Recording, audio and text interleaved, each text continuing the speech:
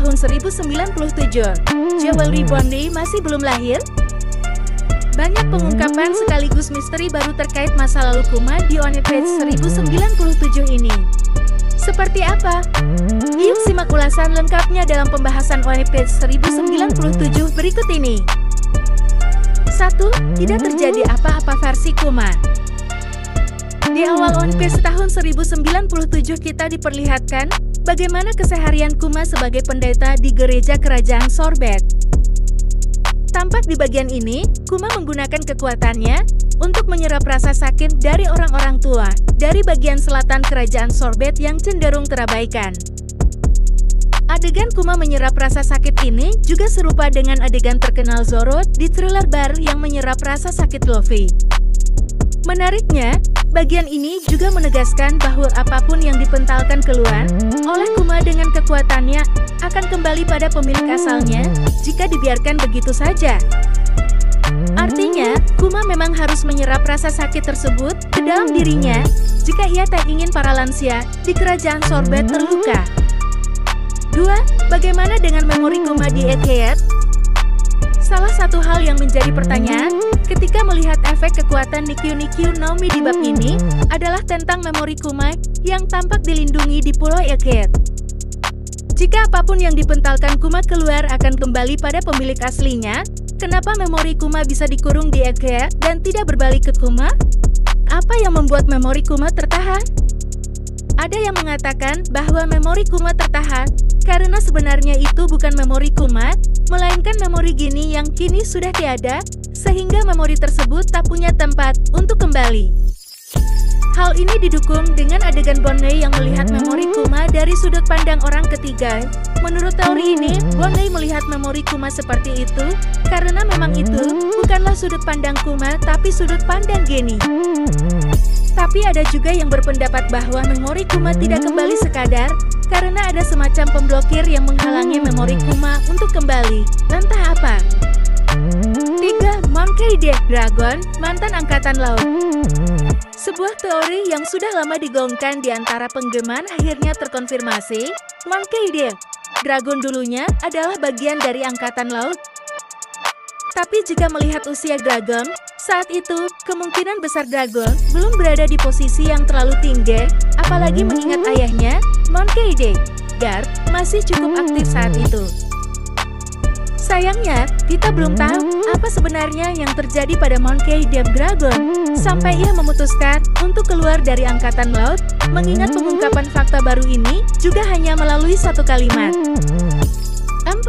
Kapan sebenarnya Jewelry Bondai dilahirkan? Kalau kalian ingat, SBS volume 68 mengungkap usia Eleven Supernova saat di Sabaldev. Menariknya, Oda menuliskan usia Jewelry Bondai dalam estimasi atau perkiraan, karena buah iblis Bondai mampu memanipulasi usianya sendiri. Di SBS tersebut, Jewelry Bondai diperkirakan berusia 22 tahun, sebelum tim Escape berarti, saat ini Bondai seharusnya berusia 24 tahun. Lalu di kilas balik OnePage tahun 1097 ini, Oda menunjukkan garis waktu kejadian di tiap momen yang tampak, mulai dari 30 tahun, 25 tahun, 22 tahun, sampai 14 tahun yang lalu. Kalau Jewelry Bondai betulan berusia 24 tahun saat ini, seharusnya 22 tahun yang lalu Bondai sudah lahir. Nyatanya, Kuma dan Gini yang diduga adalah ibu Bondai bahkan tampak belum menikah saat itu. Apakah teori Kama di pembahasan OnePage tahun 1093 lalu yang menduga bahwa Bondai masih anak-anak tidak lama lagi akan terbukti? 5. Apakah Bondai sesungguhnya bukan putri Kuma? Seperti yang kita tahu, Kuma adalah bagian dari ras Buccaneer yang baru saja diungkap beberapa waktu lalu. Sejauh ini masih belum diketahui apakah Jewelry Bondai bisa dianggap sebagai bagian dari ras Buccaneer. Tapi perkataan Satuan di bab tahun 1095 saat menangkap Bondai seolah menunjukkan bahwa Bondai juga manusia biasa. Bondai juga sempat menyebutkan di OnePage 1064 bahwa ayahnya berasal dari ras spesial. Dari cara Bondai mengatakan ini, ada yang berpendapat bahwa ini berarti hanya ayahnya yang merupakan anggota ras tersebut, sementara Bondai sendiri bukan bagian dari Buccaneer. Selain itu, kalimat Kuma di One Piece tahun 1097 mengindikasikan kalau ia tidak ingin ada yang bernasib buruk karena keterkaitan dengan ras Buccaneer. Jadi bukan hal yang aneh kalau Kuma dan Ginny tidak jadi menikah. Jadi, bagaimana Bonney lahir? Apakah Bonney adalah klon Ginny, seperti Stussy adalah klon Miss Bakken? Ataukah Bonney adalah Ginny yang menyusut akibat kekuatan Toshinomi? 6. Kapan sebenarnya Kuma memimpin kerajaan Sorbet? Melihat bagaimana One Piece 1097 berakhir, besar kemungkinan Ginny akan menjadi sandera pemerintah dunia yang membuat Kuma tunduk. Kalau melihat sejarah Kuma yang terungkap sejauh ini, harusnya akan ada momen di mana Kuma menjadi Raja Sorbet dan difitnah hingga menjadi bajak laut, lalu beralih menjadi Shichibukai.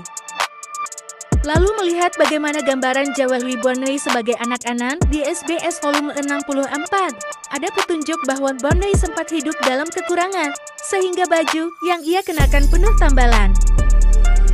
Apakah Bonney mengalami ini setelah Kuma menjadi bajak laut?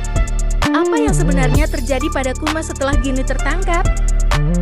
Seharusnya, tak lama lagi bagian dari masa lalu Kuma ini, tak lama lagi akan terungkap dalam 2 atau 3 bab.